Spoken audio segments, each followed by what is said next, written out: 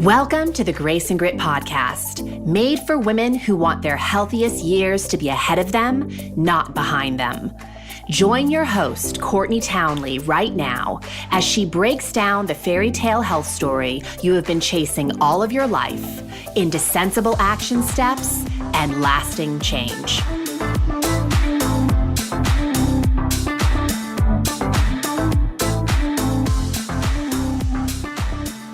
Hello, my friends, and welcome to the Grace and Grit podcast. This is your host, Courtney Townley, and as always, thank you so much for taking time to be here with me. Now, before I jump into today's episode, I want to remind you that I am hosting a free masterclass later this month called Women's Health Reimagined. So if you're a longtime listener of the show and you like what I offer here, you will love this masterclass. Or if you haven't listened to the podcast yet and today is your first time, welcome. And if you like what you hear, I would definitely encourage you to register for the masterclass, which you can do by going to graceandgrit.com/reimagine. This masterclass is going to really introduce to you a way of thinking about health that is so contrary to what you've been sold by the diet and even the fitness industry. And I'm also going to give you kind of a pathway for helping you to become more self-directed along your health journey so you can stop forking over your time, energy, and hard-earned money to diet programs that aren't really creating any kind of lasting change for you. So once again, it's called Women's Health Reimagined. I'm offering it on 3 different dates, and you can register by going to graceandgrit.com/reimagine. Now, this month on the podcast, we are leaning heavily into the theme of unrelenting ownership. And last week, we dropped our first episode in this series, which was titled The Call to Own Your Worth. And specifically in that episode, I talked about your worth being baked into your humanity. So you don't need to prove it. You don't need to earn it. But ladies, do we spend a lot of time and energy doing just that, which really for so many people leads to a point of depletion. I also talked about your worth not needing to be acknowledged by anyone but you. You need to acknowledge your worth so you will show up to do the things you are being called to do. And fully owning your worth is directly proportional to your willingness to be disliked by pretty much anyone but yourself. And that is a really uncomfortable truth because most of us live in the opposite way.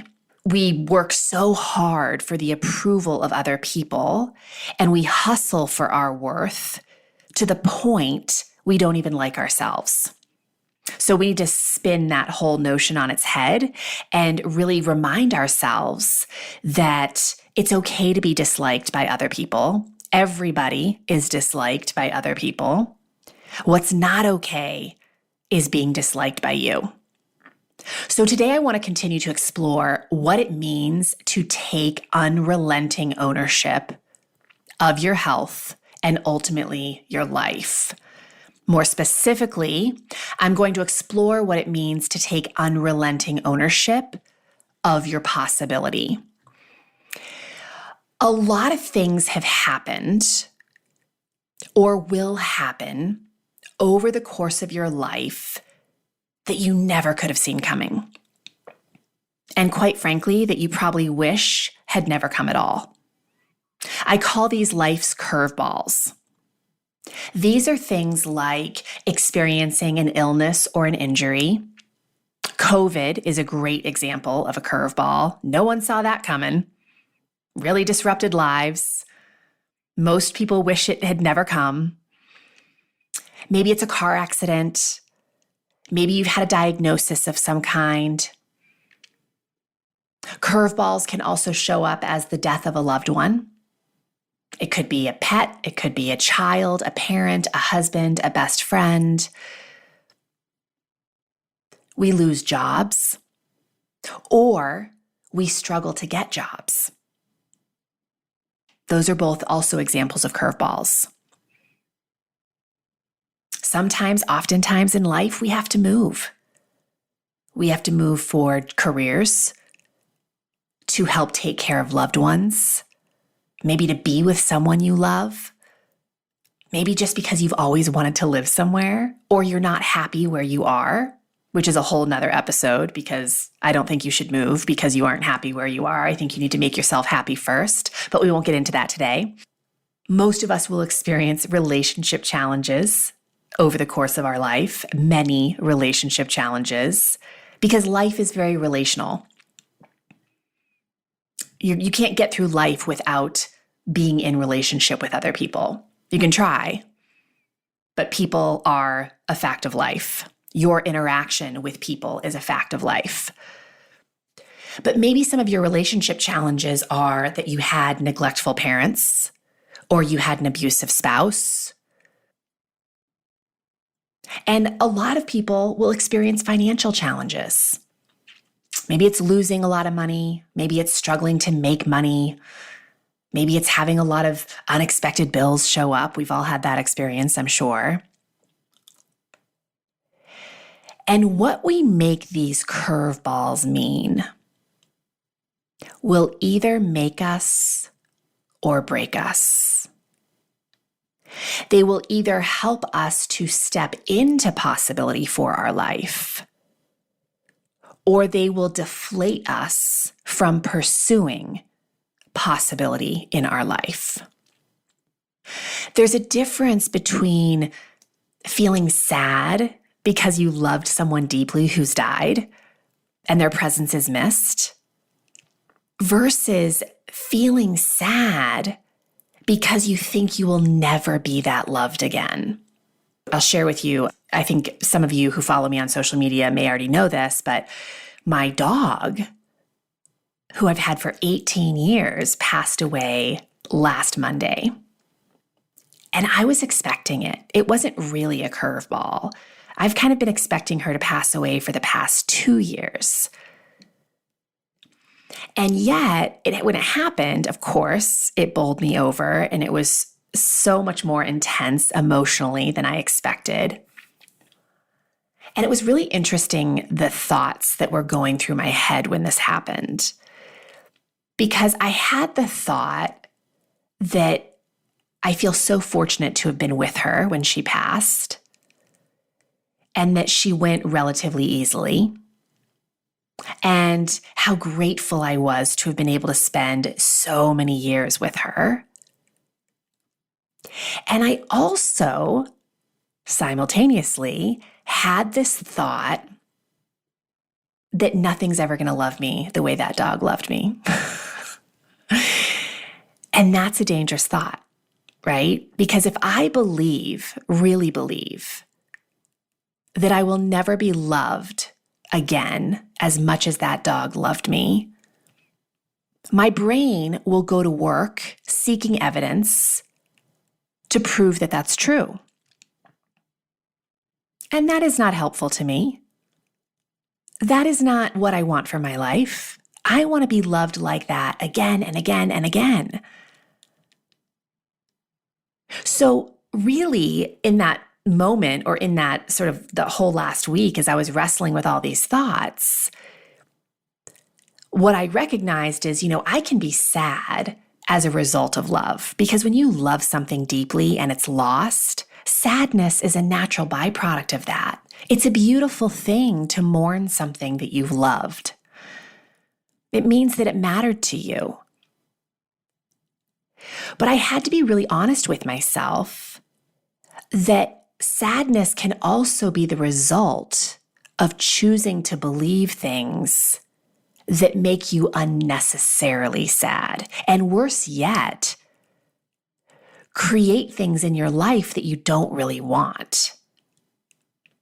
And this is what I mean by our definitions. What we make the curveballs of our life mean is what will make or break us. So I'm so grateful I was, already doing so much of this thought work, because I was able to really just keep pivoting my attention to the thoughts that were really serving me. That I was so grateful to be with her, that she was such an amazing dog, that I feel so blessed to have spent so much time with her, and really get my attention off an unuseful and very painful thought that nothing would ever love me like that again. So you get to decide what you make things mean. And you can make them mean something that causes you pain and suffering, which I like to call the life is happening to me thought process. I have no control over what I think or feel. Life is happening to me. It's a very victim mentality. It is a very powerless mentality versus the life is happening for me mentality. How can I think about this in a way that allows me to believe that life is happening for me? So I'm going to use COVID as an example, right? Because COVID is a fact of life right now for everyone in the world, which is just a wild concept to me, right? This idea of a pandemic. It is affecting everybody to some degree. And the life is happening to me mentality would be thinking thoughts like, this should not be happening. But it is happening. It's a fact of life. COVID exists. And I've said this before on the podcast, but you will always lose when you argue with reality. And when you think the thought that this should not be happening to me, it causes a lot of pain and suffering because you're literally trying to fight reality. And again, that's a battle you will never win. Now, the life is happening for me mentality in relationship to COVID would be thinking thoughts like, I've always wanted to work from home. Here's my opportunity. I get to spend more time with my family. This really is an opportunity to reshape what isn't working in my life. Even the thought, COVID is happening, is different than this shouldn't be happening. Now, please don't hear me saying that I don't think it's okay to feel difficult emotions around COVID. We're all feeling that. Because life has this amazing capacity to be hard and really beautiful and wonderful simultaneously. But it's really important that you take ownership of where you're choosing to focus. Meaning, is only focusing on the hardship helping you to show up the way you want to be showing up? Because that's really the question we want to be asking ourselves. How do I want to be showing up in light of the curveball that life is throwing me right now? And what do I need to focus on? How do I need to think that will allow me to show up in that way? Your possibility is not predetermined. You shape your possibility every single day by choosing what you want to believe about what happens in your life, by choosing what you want to believe about yourself, and by choosing what you want to believe about what's possible for your life. Now, I remind my students of this all the time, but beliefs are recycled thoughts. They are thoughts that we have thought so many times that we see them or interpret them as truth.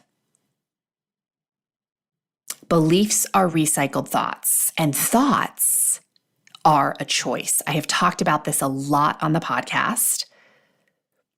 I know it feels for some of you like your thoughts are happening to you. But just because you aren't managing your thoughts doesn't make it any less true that you are choosing them.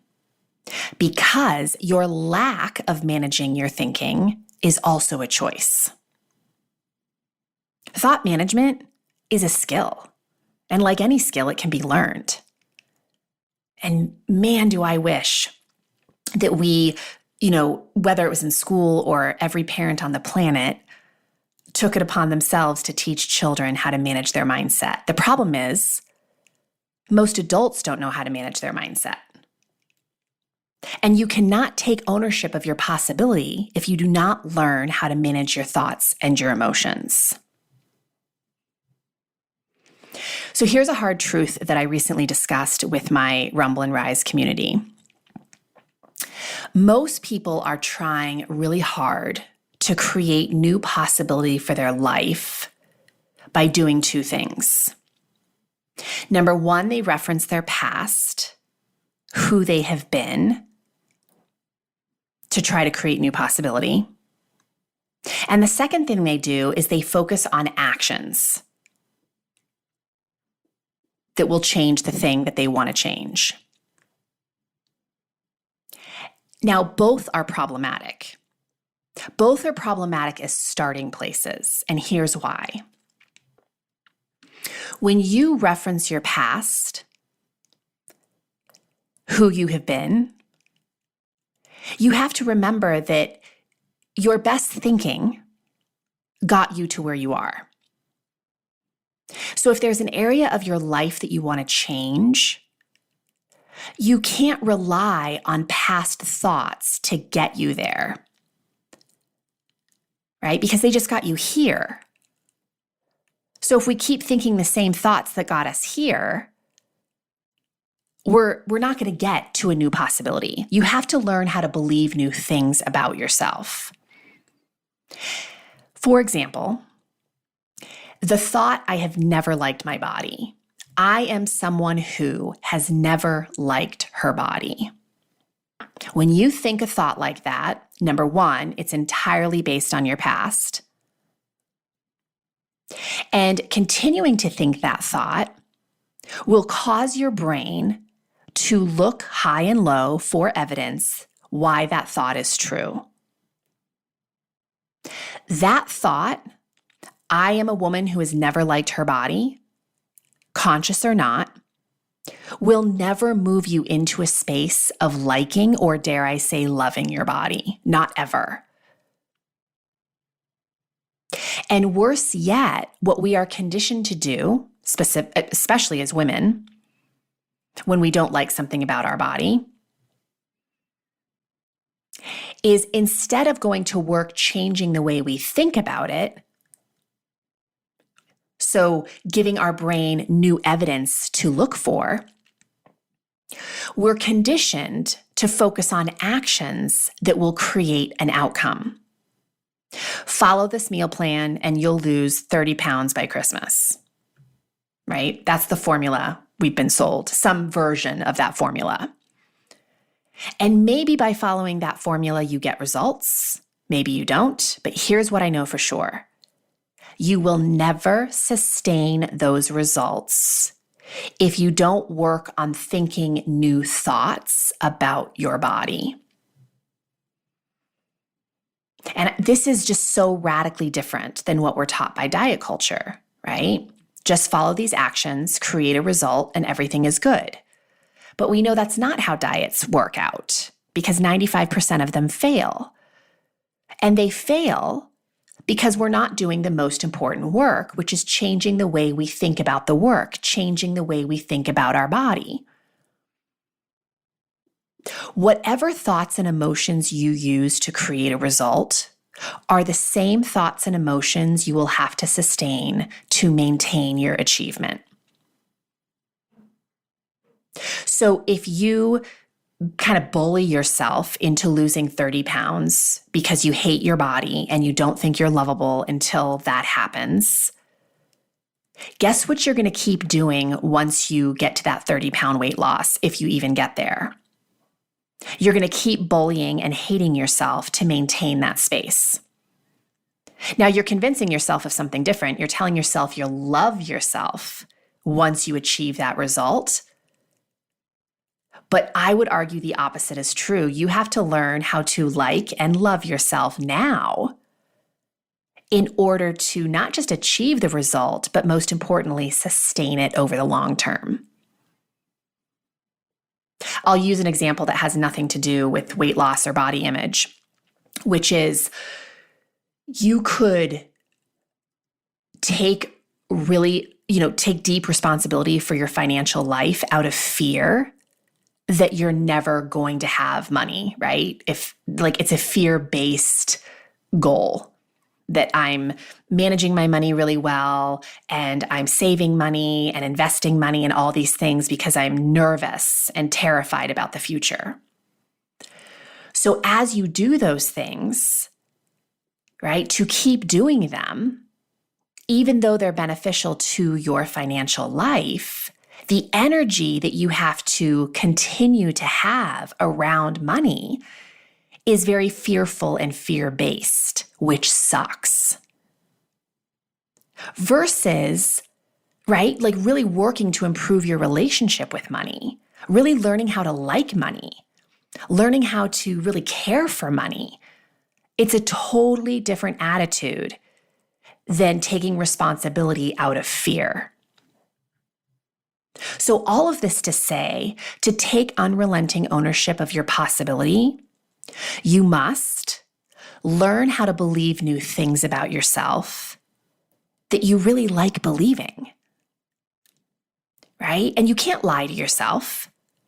So this is a process. Learning how to believe new things about yourself is a process.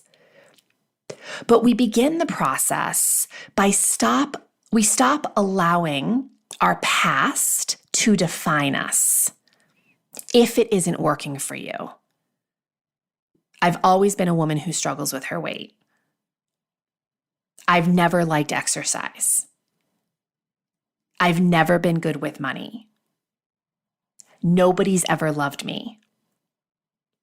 You're taking experiences from your past in those statements and defining who you are now based on those experiences.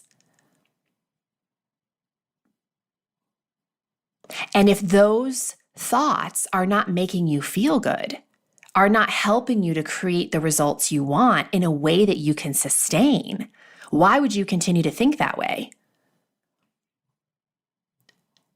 The most powerful practice you could ever learn to reshape your life or to shape your life into something that you want it to be is to become hyper aware of the current beliefs that you have that are keeping you from that life. And then take unrelenting ownership over what you choose to believe moving forward. I've talked about this just a few episodes ago, but two of the thoughts that I really love to help my clients tap into a new way of thinking. So again, instead of referencing your past, how do I start referencing my future? Well, you start a new thought with one of two statements. I'm becoming a woman who, fill in the blank. I'm becoming a woman who really likes her body. It doesn't mean you're there yet. It means you're committed to the practice of becoming her. Another phrase I like to start new thoughts with is, it is possible that I could really learn to love my body. Because that feels so much more inviting, so much kinder, so much more future-oriented. And most women I work with are definitely not future-focused. They are past-focused, and then wondering why they feel stuck. And again, it goes back to what I said earlier. Your best thinking got you to where you are. So if you want to get past where you are, you have to believe new things about yourself. You have to focus on who you need to become to create those possibilities that you want for your life.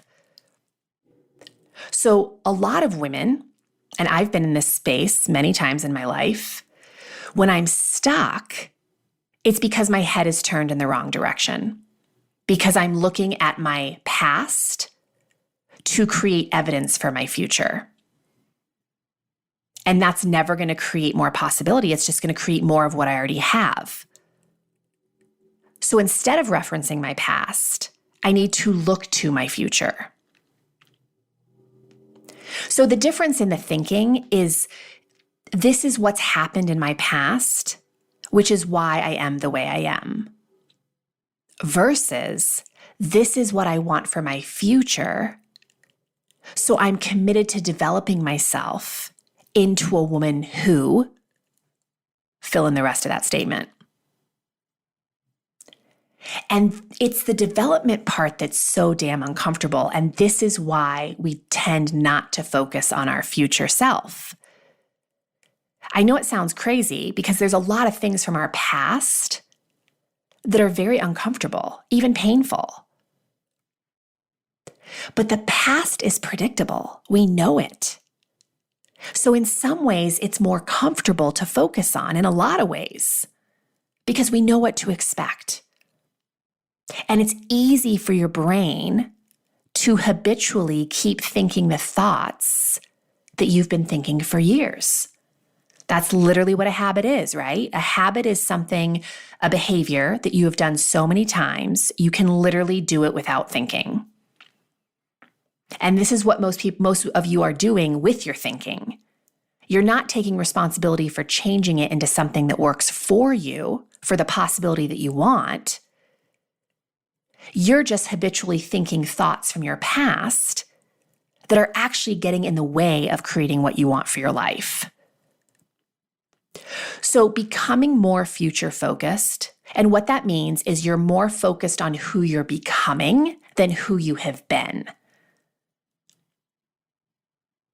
And in order to become more focused on that future version of yourself, to go after your possibility, you have to be willing to get very uncomfortable. Because it requires that you learn new skills, that you develop yourself. It requires that you're willing to get into the messy middle and make some mistakes and not do it perfectly because you've never done it before. So how could you do it perfectly? And leaning into your future self also requires risking failure because you're going after things that you've never had before. So again, it is much easier for your brain and it's much more comfortable for your psyche to stay defined by your past. But easy and comfortable is not the point of your life. The point of your life is to be a fully expressed and authentic human, which will require you to develop yourself, which means learn new skills. I don't care how old you are. Being a fully expressed and authentic human will require you to heal yourself.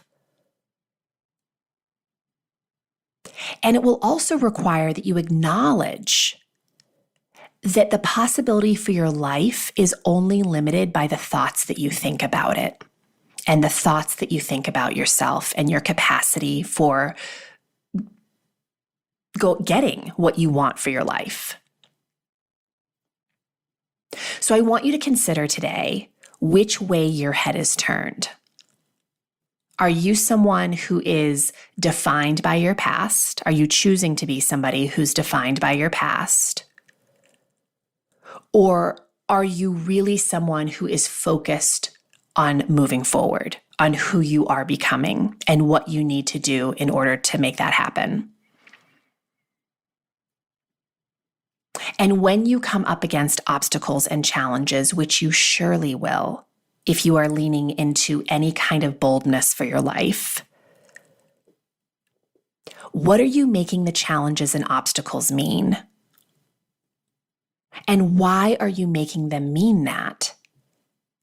And what I mean is, if you're making it mean something that's not helping you to move forward towards that version of yourself that you want to become, it's not helpful. So why would you continue to think about it in that way? For example, let's just say I'm becoming a woman who really honors the needs of her mind, body, and soul. Inherent in that statement is a lot of practice, right? Because I'm becoming means I haven't achieved it yet. I'm working towards becoming a woman who consistently honors the needs of her mind, body, and soul. And what I have determined is a part of that might be something like moving my body more often or, eating healthier meals more consistently. And being more specific about that, I'm really going to work to eat 6 cups of vegetables a day, right? Because I always encourage my clients to get very small and specific about what they're committing to. And let's just say that one day that doesn't happen. You don't eat any vegetables. Maybe you're on a work trip. Maybe you had a girlfriend come to town. Maybe you just didn't have any vegetables in the house and you were too tired at the end of the day to make that work. You could go down a dark rabbit hole of making that mean there's something wrong with you, that you're destined to fail, that, that this is a huge problem for whatever reason. But that's not useful for you to continue the practice of becoming that future version of yourself. In fact, I would argue that that's a lot of rationalization for why you're going to quit the practice. So to stay the course, when we come up against challenges and obstacles, we have to take ownership of the language that we are using to ensure that we will stay the course. Right? So this is where I say practice, practice, practice, because thinking new thoughts, believing new things about your life, about yourself, and about the possibility for your life is a practice. It's not something you do one day, right? Some of you will get off this podcast and maybe jot some notes down about what you're currently thinking or what you want to believe. And that's wonderful and beautiful. But the work is in the reps, the repetition of the new thought. Practicing the new thoughts day in and day out until eventually they become new beliefs. So owning what's possible for your life means that you give yourself permission to get really clear on what you want for your life. And lots of women get stuck here because they never give themselves permission to think about what they want for their life. So give yourself permission to want. The other way that we own what's possible for our life is to stay radically honest with ourselves that we are the biggest obstacle. I am my biggest obstacle. You are your biggest obstacle. And why I say that is because you're responsible for the meaning that you put on everything. So own your choices. Own how you're choosing how to think. Own how you're choosing how to show up. And here's the truth. Not stepping into what's possible for your life is totally a choice. So if you decide not to step into what's possible for your life, own that. Take ownership of that. Which means you have to release the blame and the excuses that are outside of you for why you're not going after it. And if you're okay with that, by all means, choose it. But if you don't like your reasons, you need to take a good hard look at that too. And finally, we also own what's possible for our life by committing to the obstacle, which is you, ultimately becoming the way. So Ryan Holiday wrote a book called The Obstacle is the Way. And I was thinking about that when I wrote these notes today for this podcast episode, that if you consider that you are your greatest obstacle, The obstacle is the way. You are the way. If you are committed to developing yourself and healing yourself, you can use yourself as an opportunity to step into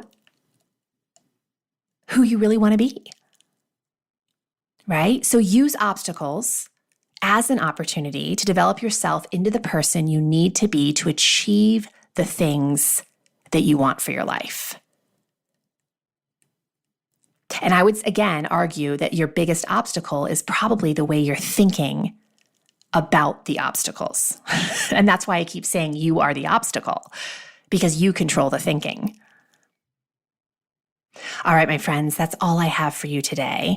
So based on the road we've traveled so far in this theme, number one, own your worth. You are worthy because you are human. You need to acknowledge your worth so you will show up for yourself to do the things you are being called to do. And then based on today's episode, own your possibility. Own the fact that how you think about your life, what you choose to believe about yourself is really probably your greatest obstacle to achieving the things that you want for your life. And that is the work that I teach my students and my communities. So on that note, I just want to remind you that I am teaching a masterclass that is heavily rooted in this content later this month. It's a free online masterclass, and you can register by going to graceandgrit.com/reimagine. And if you've been listening to the podcast for a while, you know that everything I teach on this podcast is intended to help you become more self-directed in the health arena. So I'm a really big believer that health is an exercise of self-leadership. And a big part of self-leadership is learning how to develop self-trust. And diets don't teach you about self-trust. In fact, the diet industry banks on you lacking it. So I teach a lot on this concept of self-leadership. And to lead yourself in a powerful way, you've got to learn how to trust yourself in a powerful way. Trust yourself to do what you said you would do. Trust yourself to have your own back no matter how badly you mess up. Trust yourself to stop assuming that your mistakes mean that there's something wrong with you. Self-trust is a really big deal when it comes to your health. In fact, I would argue that it's a more powerful superfood than most actual superfoods being sold to you. So if you're listening to this and you feel like I'm talking directly to you, I would really encourage you to come to this masterclass, which is really helping you to ditch diets and start to embrace self-leadership in the health arena and well beyond. So there's 3 different dates to choose from. And one more time, you can register by going to graceandgrit.com/reimagine. I really hope I'll see you there. Take care.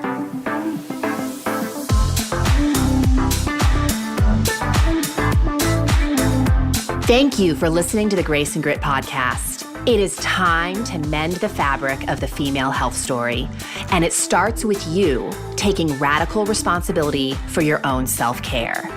You are worth the effort, and with a little grace and grit, anything is possible.